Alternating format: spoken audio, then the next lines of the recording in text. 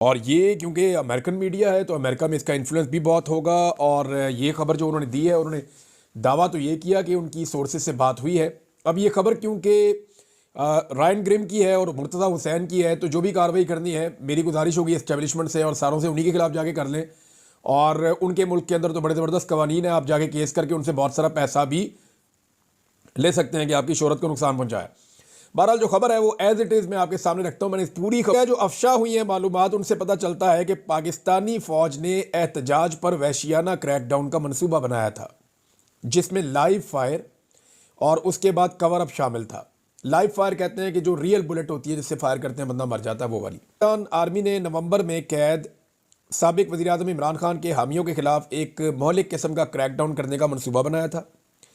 और वो ये क्लेम कर रहे हैं कि पाकिस्तानी फ़ौज के अंदर एक ज़रिया है को बड़ा तगड़ा, उसके ज़रिए से उनको ये मालूमात मिली है और दूसरे ज़रिए ने उस मालूमात की तस्दीक भी की है, यानी काउंटर चेक किया उन्होंने उनके मुताबिक। हुकूमत के मल्टी स्टेज प्लान के इंकशाफात, वो कह रहे हैं जो चीज़ें हमें पता चली है वो ये है, इसमें कम्युनिकेशन को ब्लैकआउट करना था, स्नाइपर्स तैनात किए गए, आंसू गैस से मुसल्ला फ़ौजी तक का मामला, और फिर इस्लामाबाद के दिल के अंदर नाकाबंदी की गई है हिकमत अमली के साथ, और लाइव गोला बारूद का इस्तेमाल भी शामिल था।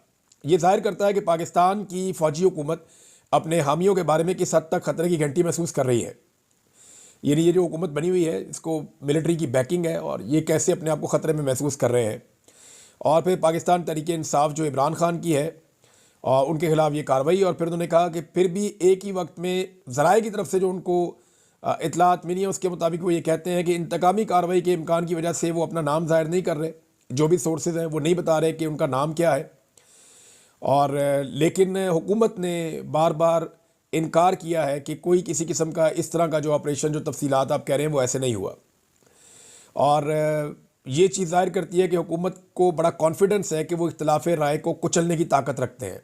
तो उन्होंने कहा जी कि उनकी कॉल के ऊपर बहुत बड़ी तादाद में हज़ारों इमरान खान साहब के हामी पीटीआई के इस्लामाबाद पहुँचे, तमाम रुकावटों को उन्होंने अबूर किया। उन्होंने जो कार्गो कंटेनर थे रस्ते में उनको भी हटाया, इंटरनेट की बंदिश का सामना किया और आंसू गैस की शेलिंग का सामना किया।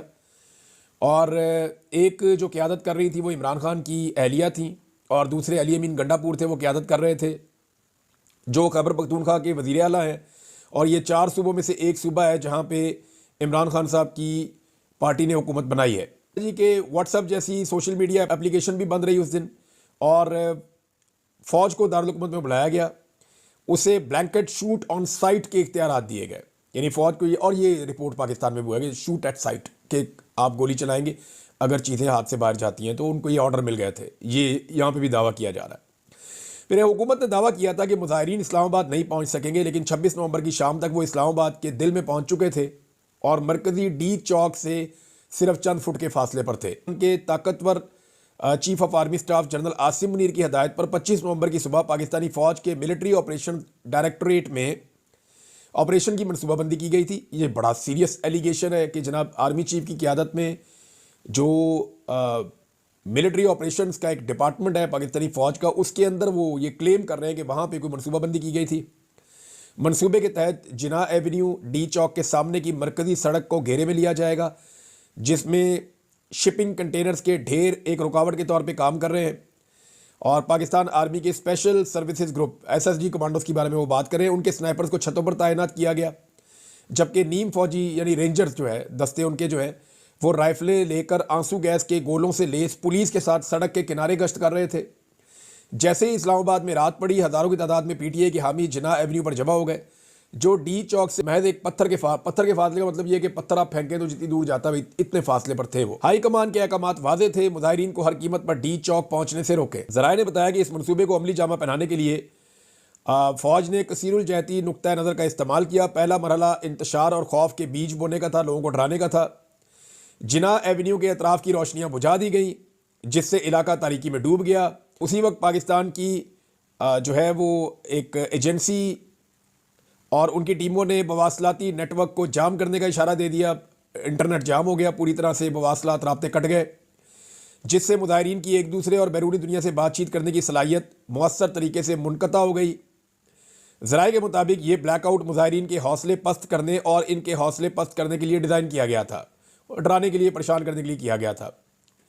जैसे ही हुजूम को परेशानी ने अपनी लपेट में लिया, ऑपरेशन का दूसरा मरहला अमर में आया और मुख्तलिफ सिमतों से आंसू गैस को बहुत तेज़ी से फायर करने का हुक्म दे दिया गया और दम घुटने वाले धुएं ने घबराहट में मुब्तला मुजाहिरीन को भागने के लिए मजबूर कर दिया। रियल फायरिंग जो है वो शुरू कर दी गई।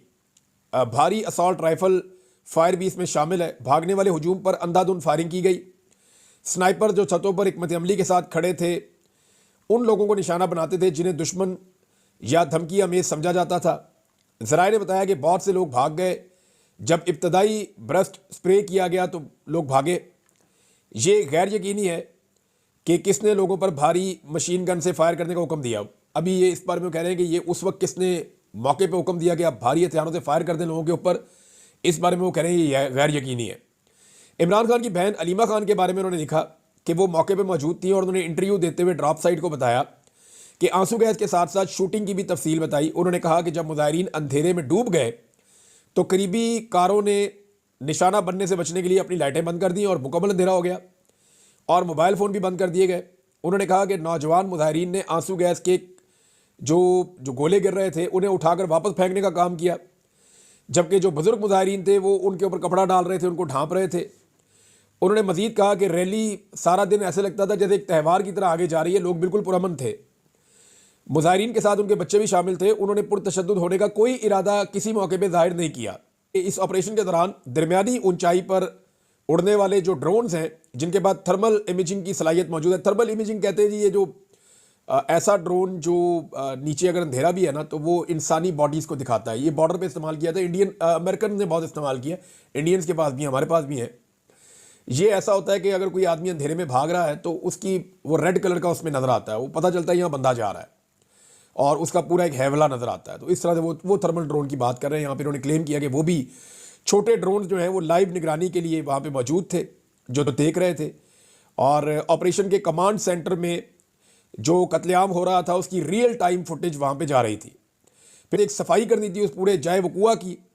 तो जैसे ही फायरिंग बंद हुई तो उन्होंने ISI के यूनिटों को जिना एवेन्यू रवाना कर दिया गया ताकि तशद्दुद के तमाम निशानात को मिटाया जा सके और इसमें शामिल था कि लाशों को हटाया जाए, जो शेल्स हैं उनको हटाया जाए, खोखे शोखे वहाँ से हटाए जाए और कोई दूसरा सबूत जो वहाँ पे मौजूद है वो वहाँ से हटाया जाए और जो पुरअमन मुंतशिर होने के हुकूमती बयानिए से मुतसादम हो सकता है। यानी उन्होंने कहा हुकूमत कह रही है जी बड़े पुरअमन तरीके से मुंतशिर हो गए, हमने इनको आराम से वहाँ से निकाल दिया, लेकिन हुकूमत के बयानिए से मुतसादम जितनी चीज़ें थी, जो सबूत थे, वो सारे वहाँ से मिटा दिए गए। जो जुमला है इसमें वो ये उन्होंने लिखा है कि खान ने कहा कि तुम इन्हें गोली कैसे मार सकते हो, हम किसी दुश्मन मुल्क में नहीं हैं। ये जनाब यहाँ पे ये ख़त्म हो जाती है खबर। मैंने न्यूज़ ने पाकिस्तान को इसके ऊपर पाकिस्तानी गवर्नमेंट के लिए बड़े इशू पैदा हो जाएंगे इस खबर के बाद, क्योंकि अमेरिका में बहुत तेज़ी से ये बयानिया बन रहा है और ये बड़ी तेज़ी से हकायक सामने आ रहे हैं कि एक्चुअली ये जो फायरिंग हुई है ये पाकिस्तान की रियासत रिस्पॉन्सिबल है और पाकिस्तान के आम लोग शहीद हुए हैं वहाँ पे और जो लोग लापता हैं उनके हवाले से अभी भी तशवीश है कि वो लोग मौजूद हैं या कत्ल हो गए हैं, जिंदा हैं या नहीं हैं। ये बहुत बड़ा सवाल है। पाकिस्तान तहरीक इंसाफ को इस मामले में बहुत कुछ अभी करना है।